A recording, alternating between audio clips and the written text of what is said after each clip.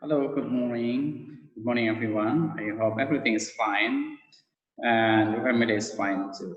Now, today we are going to have discussion again. Yesterday we have learned together about sport with a different in reading activity. And for today, we are going to learn more about grammar in this unit, unit 1. What kind of grammar?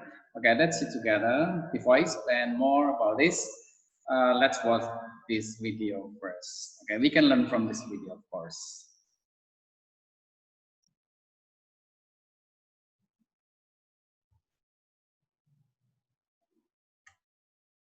Wait a second.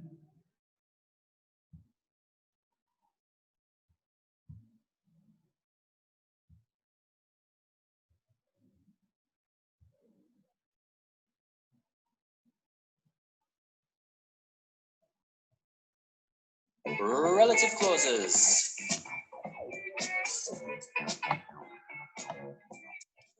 And that for people. That or which for objects. Relative clauses combine two phrases into one. Brad is an actor. He has a motorcycle. Brad, who is an actor, has a motorcycle. The motorcycle is red. It cost $10,000. The motorcycle, which is red, cost $10,000. Where for places, when for times, whose for possessions. Non-defining relative clauses give extra information and use commas. His wife is an actress. She has blue eyes. His wife, whose eyes are blue, is an actress.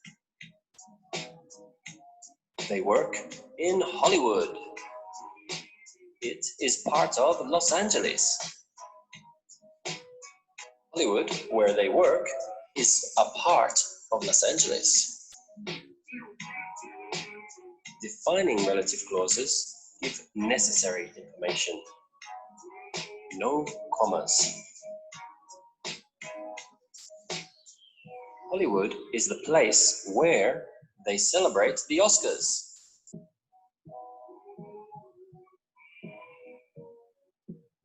February is the month when they celebrate the Oscars.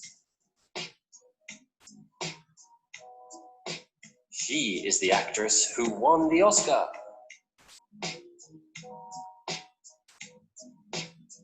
He is the director whose film won the Oscar.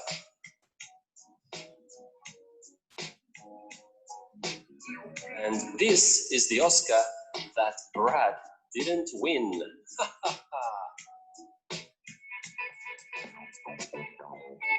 We have. Well, okay, we have watched the video together about relative clause. You may play it more times to make it easier to learn. Okay, what did you get from this video? Relative clause. What do you think? Okay, if you still got problem about this, I'm going to explain it more in this presentation. Okay, everyone's still here? Okay, wait a second.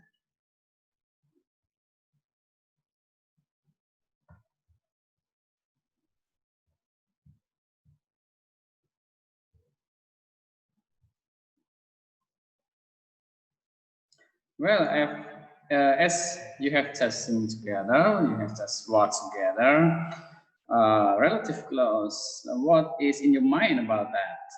But I'm sure that some of you have already learned about this. If not, if some of you haven't got this lesson before, it's okay. Let's talk about it.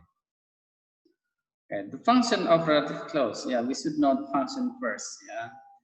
as you just watched in the video, we use relative clause to add information about the subject or the object of the sentence. I mean, like this. Sometimes we say something, but it's not clear.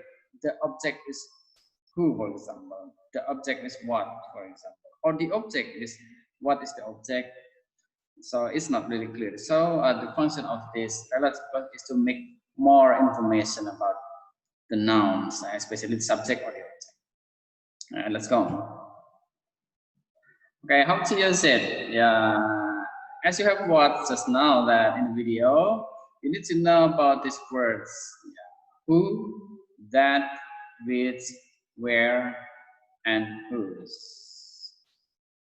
Yeah, maybe there are more words like when or whom, yeah, but we are going to talk about these words. Yeah. Who, that, which, where, and whose.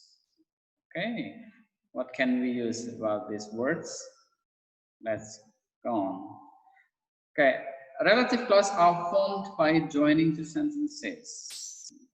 Are formed by joining two sentences. There are two sentences. Just for example, Peter is a student. I mean, Peter is the student. Peter is the student. What kind of student? Oh, he comes from Glasgow. There are many students in this classroom. They come from Glasgow, United States, from Indonesia, from China, for example. And now we talk about Peter.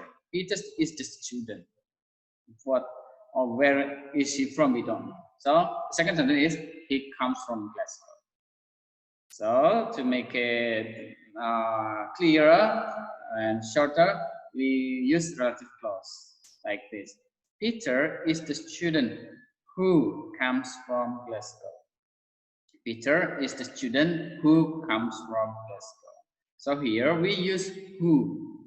Yeah, we use who as the relative pronoun to combine these two sentences. These two sentences about. Yeah, Peter is the student who comes from Glasgow. We use who. How about using that? Can we use that? Yeah, we can use. We can also use that. Peter is the student that comes from Glasgow. It's okay. Okay. Next, the next example. I'd love to visit London. Second sentence. It is a beautiful city. Okay, to make it shorter, we use which, yeah, as the relative pronoun. So the sentence is, I'd love to visit London, which is beautiful city. Which. Can we use that? Yeah, because that can be used for instead of which and instead of who. So I'd love to visit London, that is beautiful city. We can use this also. Okay. And now how we are going to learn more about who or that, yeah, as I told you. We use who or that to refer to people. Yeah, for example, he is the man who or that wrote the article. He is the man. Which man? Yeah. Which man? The man who wrote the article. Okay, is it clear? So who or that can be used to refer to people in this relative clause. Okay, now which or that. We use who. Oh, sorry, I haven't changed this. We use which or that to refer to things. For example, the newspaper which gives the best news is Daily Standard, the Daily Standard. Or we can use the newspaper that gives the best news is the Daily Standard. So between which or that, we can use both in the relative clause to refer to things. Okay, guys, is it clear for you? I hope so. Okay. Oh yeah, you answer clear. Clear, sir. Okay. I'm still confused, sir. Okay, let's learn again. You can watch this video. You can play it again. Now, where? We use where to refer to places. Yeah, as you know, where, asking about place. Okay. In the relative clause, that's, for example, that's the building where my sister works. If we just talk about that's the building, what kind of building? Yeah, what for is the building? What is important about the building? Is that so? We use relative clause using where to explain more about the building. That's the building where my sister works. Okay, maybe you can change where my sister works with the other expression. That's the building where my father works. That's the building where my brother works. Whose. We use whose to refer to possession. Possessions is something that you own, something that you have possession, have possessed. Okay, take for example, she's the woman whose house got destroyed in the flood. Whose house? Whose after whose should be followed by a noun. For example, a house. She's the woman whose car got accident. She's the woman whose bag was taken by the robber, by the thief, for example. That's the other example. Well, we have talked about the use of who, that, which, whose. And now, what is this more? Defining relative clause and non-defining relative clause. First, we are going to talk about defining relative clause first. What is that? A defining relative clause gives essential information about the thing or person we are talking about. In this case, we do not use a comma, or in this construction of the sentence, yeah, we don't use comma in defining relative clause. Gives essential information. For example, the man who works in this office is very intelligent. The man who works in this office is very intelligent, very smart, for example. Here, I'm talking about the only man who works in this office. The man who works in this office, there is no comma. Okay, and non-defining relative clauses.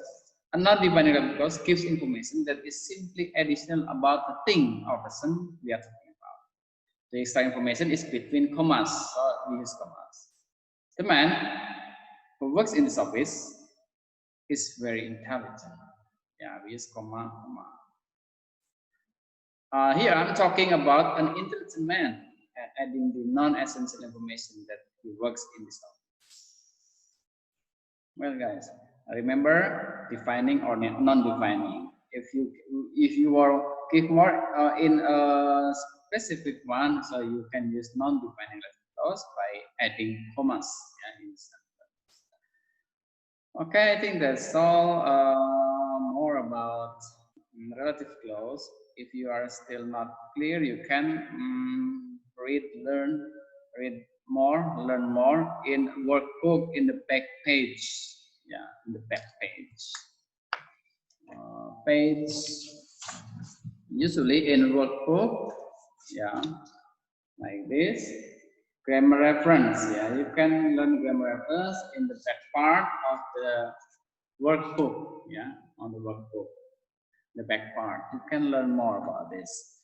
Okay, thank you guys. If you have problem, you can contact me. You can write something in Google Classroom discussion, or you can ask privately in Google Classroom. Okay, thank you. Goodbye. See you.